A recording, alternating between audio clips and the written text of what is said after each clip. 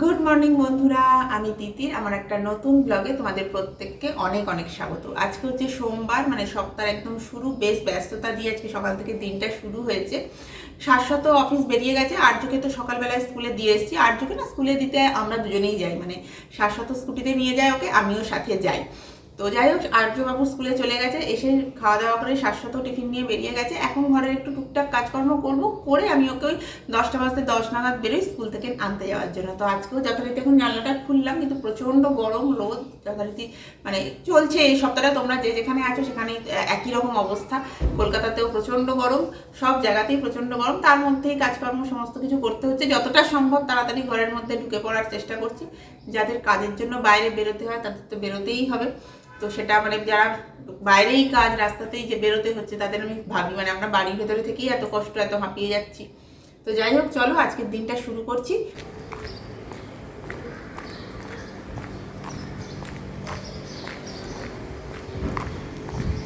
এদিকে দেখ একবার, চলো। কাজ করতে করতে আমরা হাঁপিয়ে গেছি। আর্যবাবু খেলতে খেলতে, জন্য আর্যবাবু একটু আদর খাবে, আর মাম্মার একটু বিশ্রাম হবে, আর মাম্মার একটা জিনিসও খাবে।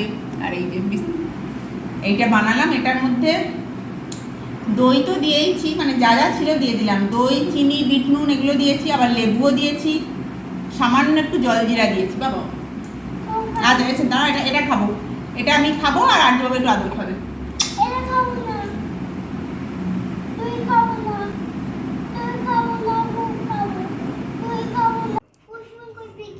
তুমি কেন দুষ্টু করলে? বিছানাটা এরম কে করলে? এটা কি অবস্থা? কেন বিছানাটা নোংরা করলে কেন? না, এখন ফুল করতে হবে না। তুমি বিছানাটা কেন ঘাঁটলে? মাম্মা কষ্ট পেলো তো। তাহলে কি হবে এবার? তুমি হেল্প করবে একটু গুছিয়ে দিতে?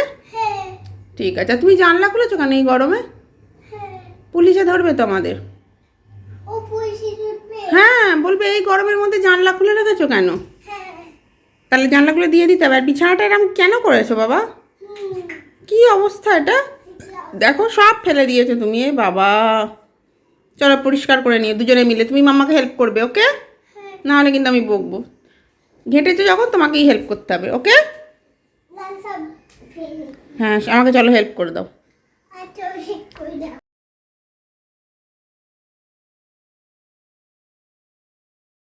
বেডরুমটা অন্ধকার করে দিয়েছি। এবার আর্য একটু খেলবে, আমার এখনো চান হয়নি। আমি চান করবো, আর তারপরে আর্যবাবু লাঞ্চ করবে, তাই তো?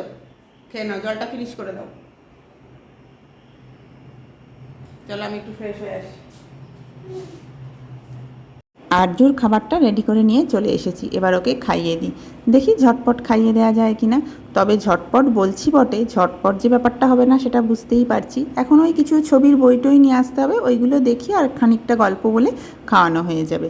আজকে আমি করেছি আর্যর জন্য প্লেন মাছের ঝোল, সমস্ত সবজি দিয়ে দিয়েছি, আর ভাত। এই একটা বড় কাজ, আর্যবাবুকে খাওয়ানো হয়ে গেল, মানে একটা বড় কাজ হয়ে গেল। তবে ও জানো তো, প্রথমটা বেশ সুন্দর বসে গুড বয় হয়ে খায়, খানিকটা পরেই ব্যাস ধৈর্য শেষ, আর তখন বসে থাকবে না। এটা আবার কি হচ্ছে? কি করছো ওটা? চোখ বুঝে ভয় দেখাচ্ছ মাকে নাকি? বাবা কেন? তুমি তো খাওয়াটা ফিনিশ করোনি, উঠে গেলে কেন? আমার ভয় করছে। ওখানে হাত দেবে না, চলে এসো। হ্যাঁ করো না, হাত দিতে নেই ওর ভেতর। চলে এসো। আবার ফেলে দিয়েছো বালিশ? আমি রাগ করছি এবার। চলে এসো, চলে এসো। আবার চোখ বুঝেছো কেন? আমার ভয় দেখাবে?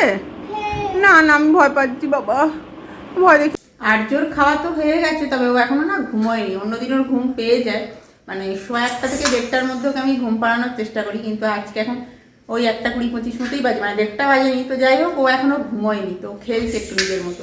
তা আমি ভাবছি যে সময়টা আর নষ্ট করবো না, কারণ দুপুরে আবার টুকটাক অনেকগুলো কাজ আছে।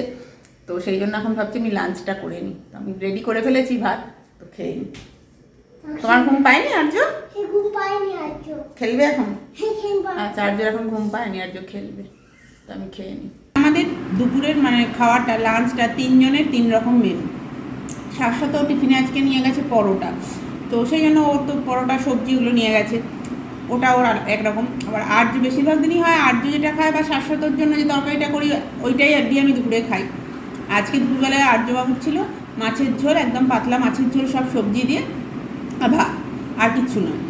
আর আমি আজকে ওই ঝোল রোজ খেতে আজকে আর ইচ্ছে করছিল না খেতে, তো একবার ভেবেছিলাম ডাল মাছ ভাজা খাবো, যাই অনেক রকম কিছু ভেবেছিলাম, কিন্তু ওগুলো আবার ভাবলাম করতেও ইচ্ছা করছিল না। তো আজকে এখন হঠাৎ আমার ইচ্ছা করলো আলু পেঁয়াজ দিয়ে একটা ডিমের ঝোল হয়, মানে ডিমটা ভেজে নিয়ে আলু পেঁয়াজ দিয়ে একদম পাতলা, মানে সবার বাড়িতেই এটা কম বেশি হয় এদিক ওদিক ঘুরিয়ে, তো সেইটা আজকে করেছি।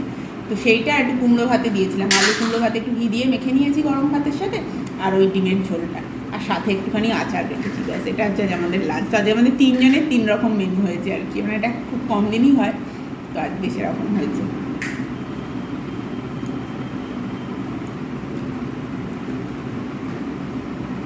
রাতের দিকে কখনো যদি ভাত খাওয়া হতো, বিয়ের আগের কথা বলছি, তখন ঝটপট মা এইটা খুব বানাতো, ডিমটা ফাটিয়ে আলু পেঁয়াজ দিয়ে একটা ঝোল। আর্যবাবুর যে ঝোলটুকু ছিল বাকিটা আমি নিয়ে নিয়েছি।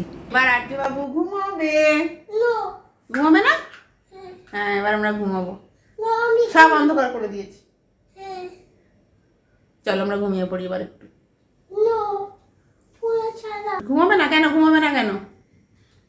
কুলারটা চালিয়ে দিই। চলো চলো ঘুমাবো। Good evening. দুপুরের পর তো আর তোমাদের সাথে কথাই হয়নি। এখন আমরা একটু বেরিয়েছি, মানে শাশ্বত অফিস থেকে ফেরার পরে 3 জনে বেরিয়েছি। আসলে শাশ্বত বললো একটা সানগ্লাস কিনবে, তো সেই জন্যই বাড়ির কাছাকাছি যে মার্কেট সেখানেই আমরা এসেছি একটা চশমার দোকানে। শাশ্বত তো অনেকগুলো সানগ্লাস পরে পরে দেখছে, মানে একটা করে পরছে, নিজে আয়নায় দেখছে, আমাকে একবার জিজ্ঞেস করছে কোনটা নেওয়া যায়। এখন অতগুলো সানগ্লাস সামনে সাজানো রয়েছে, আর্যবাবুর একটা চাই। আর্যবাবুর জন্য খুব শখ করে আর্যবাবুর পিপি একটা সানগ্লাস কিনে দিয়েছিল, সেটা বাড়িতে আছে। তাকে কতবার পরানোর চেষ্টা করি, কোনো সময় সেটা পড়ে না। আমি অন্তত বলি একবার পর, ছবিটা তুলি, সেটা পর্যন্ত পড়বে না। আর আজকে এইখানে দোকানে এসে ওর সবগুলো হাতে নিয়ে দেখতে হবে।